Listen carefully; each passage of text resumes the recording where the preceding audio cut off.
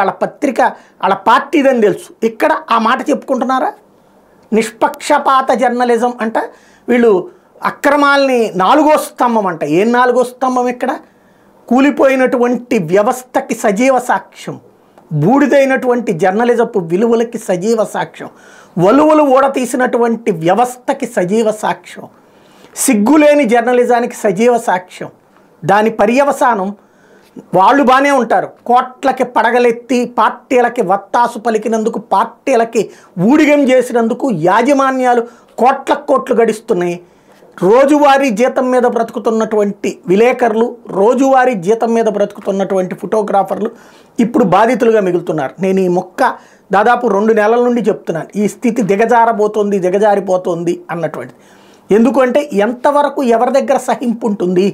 రోజు తప్పుడు ప్రచారం చేస్తూ ఉంటే పడుండాలి అంటే ఎందుకు పడుంటారు అన్నటువంటిది. కానీ దీని ఇంపాక్ట్ రేపు పొద్దున్న నిజం మాట్లాడే వాళ్ళని కూడా కొడతారు, నిజం మాట్లాడుతున్నప్పుడు కూడా కొడతారు. ఇప్పుడు ఒక్కసారి కనుక ఒక దిగజారుడు పరిస్థితికి బిగినైపోయిందంటే ఇక వాల్యూ ఉండదు అన్న తర్వాత ఎవడైనా సరే ప్రతి ఒక్కడి మీద పడిపోతాడు.